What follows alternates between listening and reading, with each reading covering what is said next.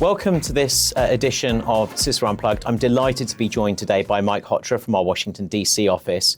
And what else could we be talking about except for the first few weeks of the Trump administration? So, Mike, how have your clients been responding to the Trump administration and this flurry of executive orders we've seen? It's definitely keeping them busy, John. That's not a surprise at all.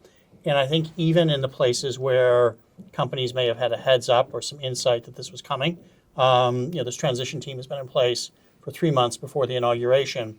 Suddenly the communicators are getting involved, and that's made life for us very, very busy.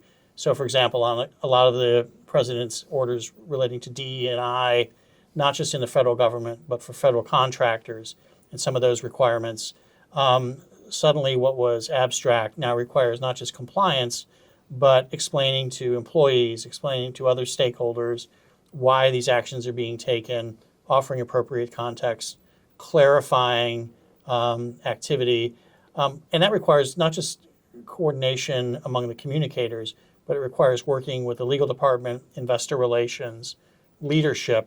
And I think companies within the framework that the Trump administration has laid out are also making some individualized decisions based on their business, based on their employee base, and the culture of the company. So we've seen many companies roll back DE&I efforts, and we've seen other companies such as JP Morgan and Costco stand really firm. But there's no doubt that that's created a fair amount of uncertainty and communications challenges for our clients. So, Mike, what does best practice look like if you're a large firm, lots of employees, and you're trying to communicate these changes that are coming down through, pressure or through action from the administration? So I think there's sort of a couple of things that we would indicate our best practice. I think the first is, and it sounds trite, but no sudden moves. If you're a company that's making these changes, provide context, look at what your peer set is doing, and reflect thoughtfully on whether your actions put you in the pack, ahead of the pack, or behind the pack of what your peer set is doing. I think the second and more timely consideration is to think about, in this new environment, what DE&I or what may be succeeding DE&I becomes at your company. So companies have, in response to these executive orders, taken lots of actions, but they haven't necessarily begun to sort of fill that vacuum with their own thoughts and policies based on the company's values, based on its business. What do we stand for in this area that keeps us in compliance with the law, but also reflects the views of our employees and the values of our company? I think the third thing is vigilance. We're still looking at Justice Department deadlines in early March and potential action taken afterwards to enforce DEI policies within this administration. And so some of that is keeping a very good eye on what DOJ does and how it seeks to enforce compliance based on what they've communicated broadly this past February. Okay, and this is the second time round for a Trump administration, so people can't say they've never seen this before because Trump has spent 4 years in power already.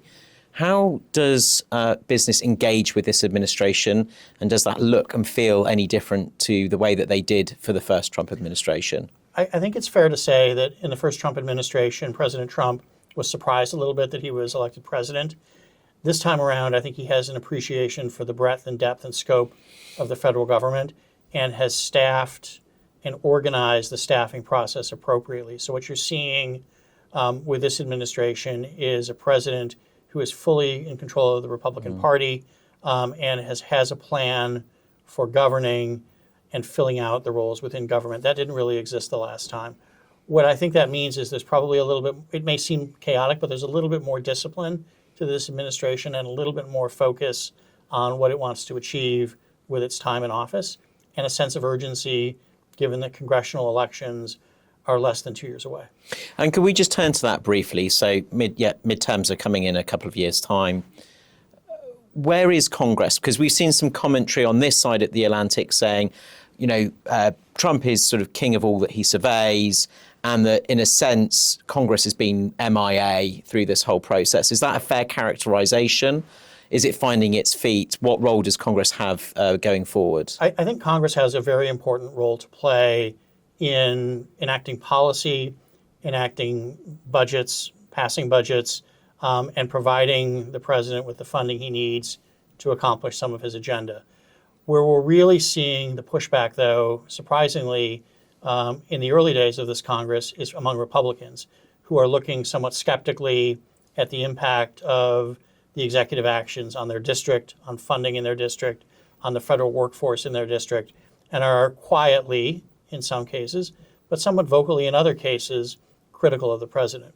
What we haven't seen to much effect is where the Democrats are, and whether that's an organizational question for them or a strategic question that they're holding back, letting the Republicans effectively trip over their own mistakes and use that as a political asset in the coming elections is an open question. But they've been very, very quiet, and we haven't seen a post-Biden and post-Harris leader emerge among the Democrats.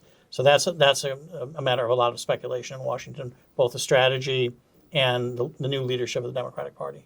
Thank you. And my final question is really about the distinction between the domestic agenda for Donald Trump and the international one. So sat here, huge amount of commentary about the future of the European security guarantee, the future of NATO, and indeed the United States' support for for Ukraine and its war with Russia.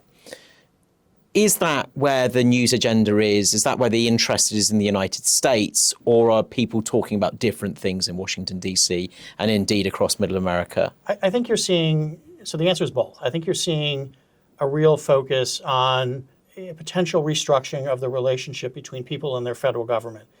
Not only the programs that are provided for, but what are the expectations that citizens of the United States have for what their federal government does. And I think part of that is about headcount, potentially efficiency, but also, and this is the harder part, what does this bode for spending?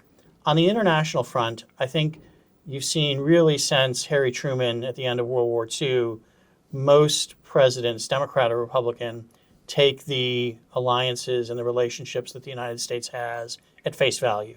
Now, there may be movement along the edges, on South Africa, on India, on the entrance or exits of certain players from whether it's markets or security alliances, but it's largely been a face value dialogue. I think this administration is willing to look at everything differently, see what it can achieve, and see whether the partnerships and relationships that have sustained the United States over the last 50 years or 80 years still make sense. And I think the jury is out on that question.